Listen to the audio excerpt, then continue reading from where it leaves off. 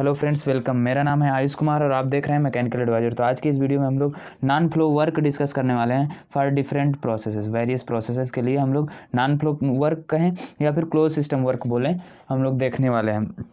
ठीक, तो जैसे कि isometric, isobaric and isothermal, polytropic and adiabatic process के लिए हम लोग नॉन फ्लो प्रोसेस देखेंगे, नॉन फ्लो वर्क देखेंगे। ओके, तो सबसे पहले शुरू करते हैं हम लोग आइसोमेट्रिक प्रोसेस या आइसोबारिक प्रोसेस वर्क के लिए। ठीक है, तो यहाँ पर पीवी डायग्राम में हम लोग देखते हैं। सबसे पहले इसका मीनिंग समझ लेते हैं क्या है। आइसो का मतलब होता है कांस्टेंट, कांस्टेंट रहेगा जिस भी क्वांटिटी के पहले ये आइसो लगा हुआ है through out the process. Through out the process, पूरे प्रोसेस में। ये नहीं कि इनिशियल और फाइनल स्टेज में सेम हो गया, तो ऐसा नहीं है। आइसोमेट्रिक है तो final volume and initial volume केवल सेम नहीं रहेगा, बट ये वॉल्यूम हमेशा पूरे प्रोसेस में कांस्टेंट रहेगा, वी ही रहेगा, वेरी नहीं करेगा। मीन्स अब ये पीवी डायग्राम हम लोग अगर ड्रा करते हैं तो यहाँ पर ये 1 से 2 गए हम लोग, तो वॉल्यूम तो यहाँ पर कांस्टेंट है ना, लेकिन प्रेशर वेरी किया है। तो आइसोमेट्रिक या आइसोकोरिक प्रोसेस इसी वजह से बोलते हैं क्योंकि वॉल्यूम इसमें कांस्टेंट है। ठीक है, अब यहाँ पर जैसे हम लोग definition, by the definition of work की डेफिनीशन से हम लोग जाते हैं। क्लोज सिस्टम के वर्क की डेफिनीशन हमने प्रीवियस वीडियो में ये सब डिस्कस कर चुके हैं, आप लोग उसको देखिए तो और अच्छे से समझ में आएगा। तो ठीक है, del W is equal to P D V, 1 से 2 गए हम लोग। तो यहाँ पर अब इसका इंटीग्रेशन करेंगे तो क्या आ जाएगा, W is equal to P V two minus V one. तो अब V two V one equal हैं वी के, अब यहाँ पर जो कि कांस्टेंट है। ठीक है, ये कांस्टेंट है। अब V two V one equal है तो क्या हो जाएगा, V two V one equal है तो ये जीरो आ जाएगा ना, जीरो आ जाएगी ये क्वांटिटी, तो पूरा वर्क जीरो आ जाएगा। तो मीन्स क्या है कि हमारा इस आइसोमेट्रिक प्रोसेस में वर्क जो होता है, वर्क डन हमारा जीरो होता है। कांस्टेंट वॉल्यूम प्रोसेस में वर्क डन हमारा जीरो होता है, हमने अभी डिराइव करके देख लिया। ठीक है, अब इसके बाद हम लोग देखते हैं नेक्स्ट आइसोबारिक प्रोसेस के लिए वर्क उसी तरीके से पीवी डायग्राम में। यहाँ पर आइसोबारिक है तो मीन्स कांस्टेंट प्रेशर है, तो हम लोग इसमें प्रोसेस ड्रा करेंगे। ये 1 से 2 पोजीशन तक गया लेकिन प्रेशर सेम है। ठीक है, अब इसका वॉल्यूम वेरी किया है। ठीक है, V1 एंड V2 हो गया, इसको हम DV भी बोल सकते हैं। ठीक, तो अब ये वेरी किया तो by the definition of work for close system हम लोग करेंगे इंटीग्रेशन 1 से 2 PdV। वॉल्यूम वेरिएबल है तो ठीक है, कांस्टेंट प्रेशर है, तो इस केस में क्या हो जाएगा। अब देखो, हमने डेफिनेशन ये भी पढ़ी थी, या तो फिर हम ये समझें या फिर इसका वर्क ले लें, area under the curve on PV diagram projected in vertical volume axis, sorry volume axis पे प्रोजेक्ट किया गया वर्क हमारा वर्क हो जाता है। ठीक है, तो अब हम इसमें एरिया निकालें, P है इंटू ये कितना है, V2 माइनस V1, वही चीज़ आई ना जो इंटीग्रेशन करने से आती। ठीक है, तो अब ये हो जाएगा हमारा वर्क इस प्रोसेस के लिए। ठीक है, तो ये कांस्टेंट प्रेशर प्रोसेस के लिए वर्क हो गया। ठीक, अब इसके बाद नेक्स्ट हम लोग देखते हैं आइसोथर्मल प्रोसेस के लिए। आइसोथर्मल मीन्स टेम्परेचर कांस्टेंट होगा। ठीक है, कांस्टेंट टेम्परेचर पर प्रोसेस हम लोग करेंगे, तो उसके लिए वर्क डन हम लोग देखते हैं फॉर क्लोज्ड सिस्टम। ओके, तो अब यहाँ पर इसका कर्व कुछ ऐसा बनाते हैं। ओके फ्रेंड्स, तो अब यहाँ पे जैसे 1 से 2 पे गया तो यहाँ पर वॉल्यूम वेरिएशन हुआ V1 से V2। ओके, और ये P और ये P1 से P2 हुआ। ठीक है, ठीक, तो अब इसके बाद हम लोग इसमें भी जाते हैं। अब इस कर्व की इक्वेशन जो होती है PV is equal to constant होती है। ठीक है, ये आइसोथर्मल प्रोसेस के लिए जो कर्व की इक्वेशन होती है PV is equal to constant. That means क्या है कि वॉल्यूम जीरो तो प्रेशर क्या होगा, इन्फिनिटी होगा। ठीक है, अब देखो इसको इधर भेज दो, P is equal to C/V कर दो। ठीक है, वॉल्यूम जीरो रखो तो प्रेशर इन्फिनिटी आ रहा है। अब प्रेशर जीरो रखोगे तो वॉल्यूम इन्फिनिटी आ रहा है। ठीक है, तो दैट्स वाई ये कर्व ऐसा बनता है। अगर हम लोग ऐसा बना देते, ऐसा अगर बना देते तो ये कोई ना कोई फाइनाइट वैल्यू दे रहा है, वॉल्यूम जीरो होने पर प्रेशर की कुछ ना कुछ फाइनाइट वैल्यू देगा। ये देखिए वॉल्यूम जीरो है यहाँ पर, लेकिन प्रेशर की कुछ ना कुछ फाइनाइट वैल्यू दे दिया। ऐसा अगर कर्व बनाते हैं हम लोग तो, और अगर प्रेशर जीरो है तब वॉल्यूम की कुछ ना कुछ फाइनाइट वैल्यू दे दिया, तो ये पॉसिबल नहीं है। ये इस रिलेशन को रॉन्ग प्रूव कर देता है। अगर इसको सही रखना है तो इसके लिए हमको ऐसा ही डायग्राम बनाना पड़ेगा कि ये इन्फिनिटी पे मीट कर रहा होगा। ठीक है, जीरो होने पर भी प्रेशर इन्फिनिटी तक एक्सटेंड कर सकता है। ठीक है, तो this is the reason behind the this types of curve. Okay, इस कर्व के लिए ये रीजन है। ओके, तो अभी इस इक्वेशन से हम लोग देखते हैं P V is equal to constant से वर्क इज इक्वल टू क्या हो जाएगा, 1 से 2 पी डी वी। ओके, अब यहाँ पर अब इस इक्वेशन से हमको निकालनी पड़ेगी वैल्यू, क्योंकि वेरिएबल p है, तो क्या हो जाएगा c बाई वी हो जाएगी इसकी वैल्यू p की। ठीक है, अब p की वैल्यू v बाई सी हो गई। तो अब इंटीग्रेशन करेंगे हम लोग, इंटीग्रेशन 1 से 2 c by V D V. Okay, c constant है, c हमारा कांस्टेंट है तो इसको बाहर निकाल लिए, और वॉल्यूम का क्या हो गया ln v। ओके, अब ये 1 से 2 है। ओके, 1 से 2, तो अब इसकी लिमिट पुट कर देंगे तो c ln क्या हो जाएगा v1 माइनस v2, तो लॉग की प्रॉपर्टी लगा के v2 बाई v1 लिख सकते हैं ना हम लोग। ठीक, अब ये हो गया thermodynamic work for isothermal process.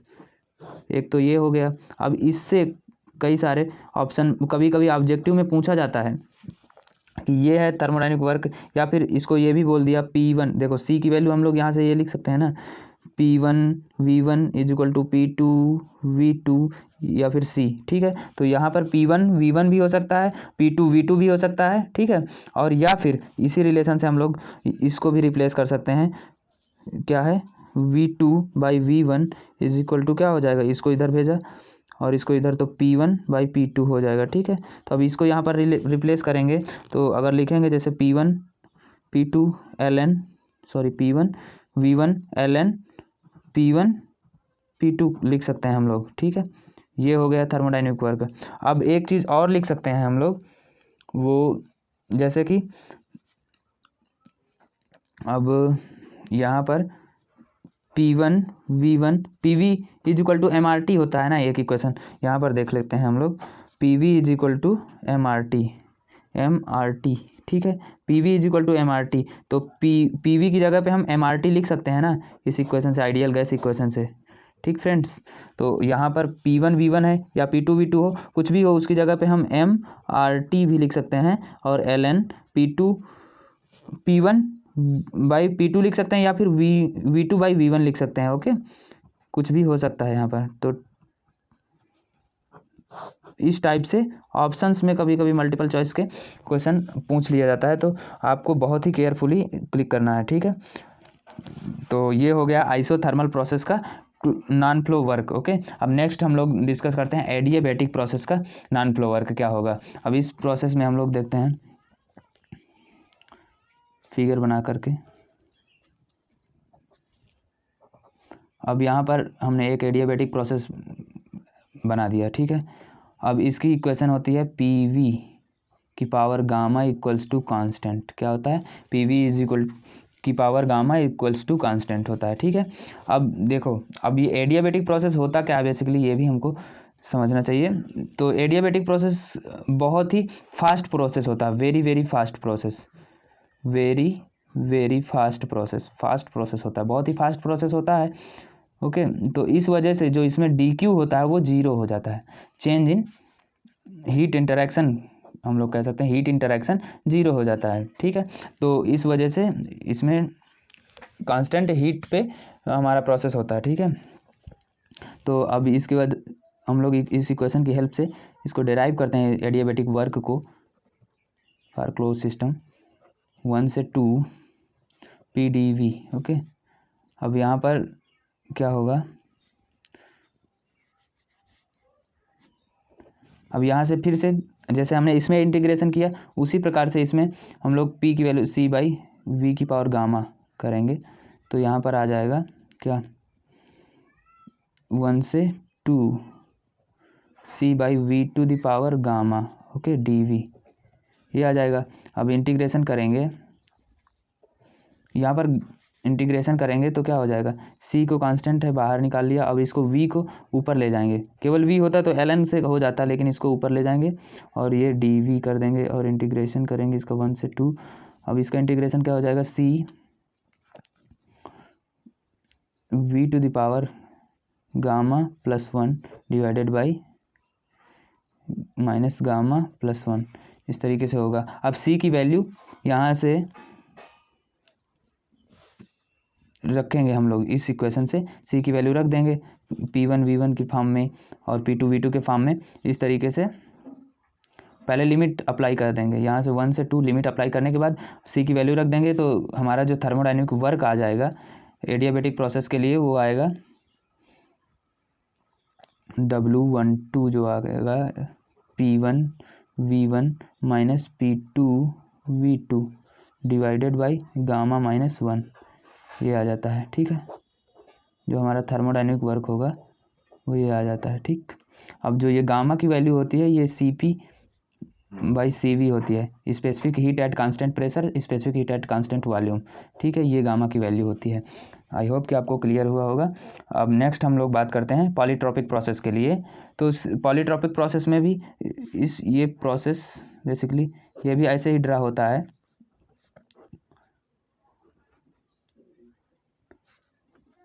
और इसकी जो इक्वेशन होती है P(V)n is equal to constant होता है, और जो वर्क जो आएगा इसका सिमिलरली इसी तरीके से आ जाता है। वर्क 1 से 2 जो आएगा, इंटीग्रेशन सेम वैसे ही हो जाएगा, तो ये आ जाता है P1 V1 minus P2 V2 divided by n minus 1।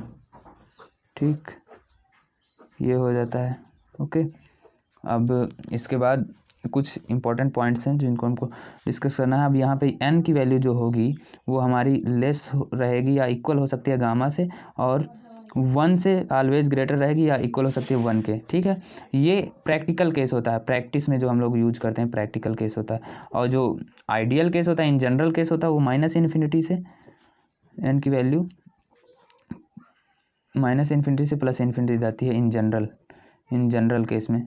ठीक है, तो अब यहाँ पर हम दिखाते हैं, जैसे कि 1 है और ये n है, गामा है, तो ये अगर हमारा n की वैल्यू 1 है तो क्या हो जाएगा, P(V) is equal to constant. इस इक्वेशन में रखो, n की वैल्यू 1 रखोगे तो P(V) is equal to constant आ जाएगा। ये आइसोथर्मल प्रोसेस हो गया। ठीक, ये आइसोथर्मल प्रोसेस हो गया।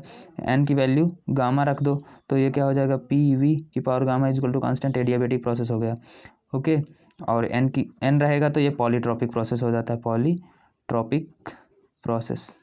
ठीक, तो आई होप कि आपको क्लियर हुआ होगा फ्रेंड्स, डिफरेंट प्रोसेसेस के लिए जो हमारा नॉन फ्लो वर्क है, क्लोज सिस्टम का वर्क है। ओके, तो अब नेक्स्ट वीडियो में हम इनका कंबाइंड ग्राफ देखेंगे, कैसे इनको कंबाइन करेंगे, तो कौन किसका स्लोप ऊपर होगा, किसका नीचे होगा, ये सारा डिस्कशन करेंगे। तो thank you for watching me.